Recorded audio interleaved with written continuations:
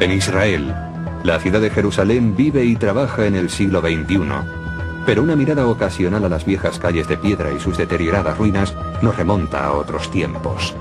Según la Biblia, sus orígenes datan de la época de Abraham, allá por el segundo milenio antes de Cristo. En la parte sur de la ciudad, una gigantesca estructura se alza en lo alto del monte Moriah. Se la conoce como explanada del templo, una plataforma enorme que fue en su día la base del templo del rey Herodes. Su perfeccionado trabajo de cantería superaba cualquier otra construcción mencionada en la Biblia y durante miles de años ha sido el centro de la fe judía. Dijo Jesús: destruid este templo y en 3 días yo lo reconstruiré. Entonces los judíos dijeron: hemos tardado 46 años en construir este templo y tú lo levantarás en 3 días. Leemos en el Nuevo Testamento que cuando estaban hablando con Jesús dijeron: hemos estado construyéndolo durante 46 años, o sea que todavía no estaba terminado. Ahora sabemos por las excavaciones que en realidad el templo nunca fue acabado por completo. La explanada del templo es también un lugar sagrado para los seguidores del Islam, al que llaman Haram al-Sharif, o noble santuario.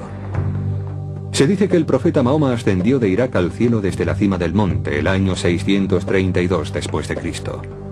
Sus discípulos musulmanes construyeron una mezquita llamada la Cúpula de la Roca en el supuesto lugar sagrado. En la actualidad, la explanada del templo está bajo control de los musulmanes.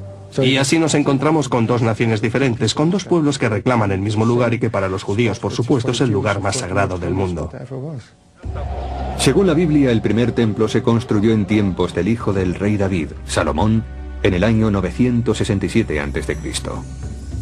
El templo permaneció en pie durante 381 años, hasta que fue reducido a cenizas por los babilonios en el año 586 a.C. Herodes el Grande fue rey de los judíos desde el año 37 al cuarto a.C. La Biblia lo describe como un gobernante frío y opresor odiado por sus súbditos. Así pues, Herodes se propuso ganarse la estima de su pueblo reconstruyendo el templo de Salomón a una escala jamás imaginada. En el siglo XXI, recomponer las piezas del rompecabezas del templo de Herodes es una pesadilla política. Durante años, la explanada estuvo bajo control jordano y las excavaciones arqueológicas estaban estrictamente prohibidas. Tras la Guerra de los 6 Días, en 1967, se autorizó finalmente a que los arqueólogos tuvieran acceso a las zonas adyacentes a la explanada del templo. A lo largo de 10 años de excavaciones, el misterio de la construcción del templo comenzó a desvelarse con la aparición de enormes bloques de piedra. En algunas zonas se encontraron piedras que alcanzan los 12,8 metros de largo, por 3,3 de ancho y 4,3 de alto, y pesan 600 toneladas. Esas piedras están en el fondo, en la base de los muros de contención. La explanada del templo fue construida para nivelar la cima del monte Moriah y proporcionar un extenso podio para el complejo del templo. La explanada propiamente dicha es un rectángulo que mide 490 por 275 metros, una extensión equivalente a 30 campos de fútbol. En las excavaciones bajo el Sagrado Muro Oeste, los arqueólogos han comprobado que originalmente el muro tenía la altura de un edificio de 8 o 9 plantas. Cuando lo piensas, lo primero que te deja completamente asombrado es el tamaño de la explanada del templo, que es absolutamente colosal y que fue una de las edificaciones más grandes del mundo.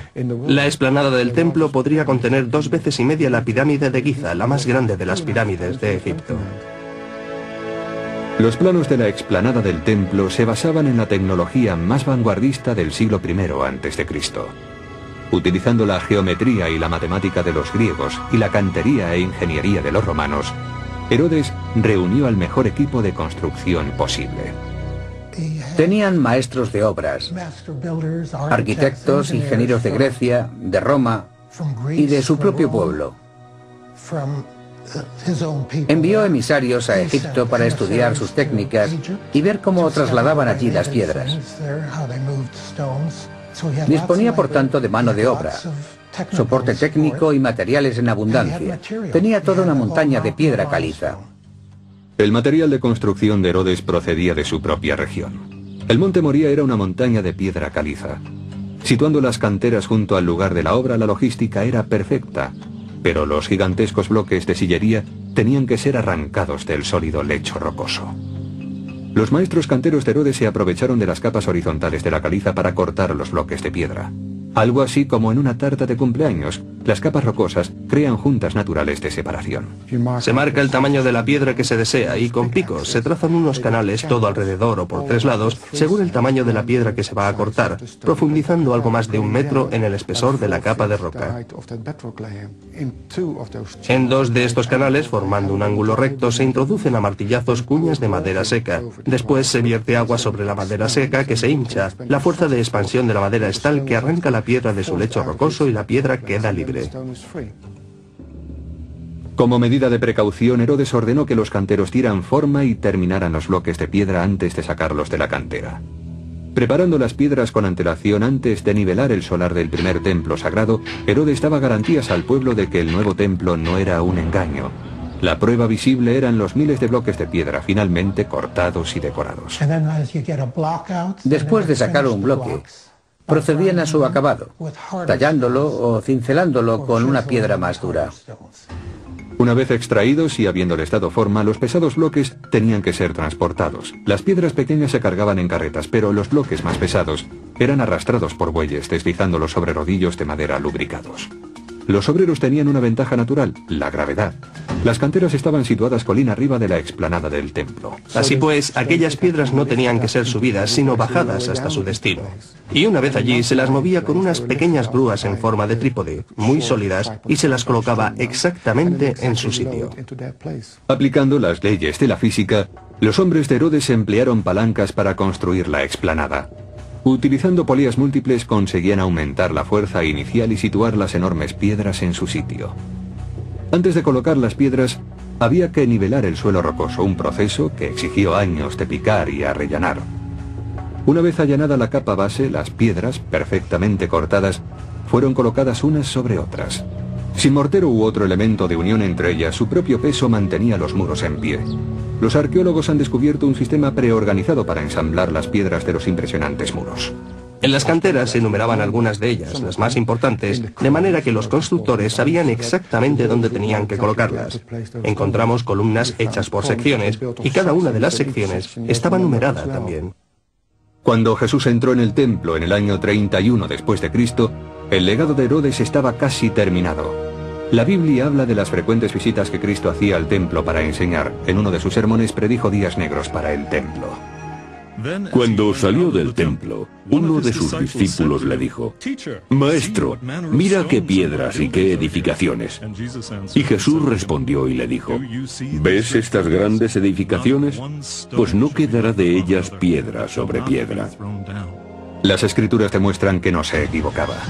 En el año 70 después de Cristo, al cabo de una guerra de 4 años para acabar con la revuelta judía, el general romano Tito tomó Jerusalén. Sus hombres prendieron fuego al techo de madera del templo y después arrasaron sus edificaciones piedra a piedra con arietes. Como dijo Jesús, no quedará piedra sobre piedra, pero se refería a las edificaciones levantadas en la explanada. Los muros de contención aún están en pie en la actualidad en el ángulo sureste, casi hasta arriba, porque los bloques de piedra eran tan pesados que ni siquiera los romanos pudieron derribarlos. Casi 2 milenios después de la destrucción, los musulmanes controlan la explanada del templo. La prohibición de continuar las excavaciones deja al mundo con una imagen incompleta de los ingenieros de Herodes.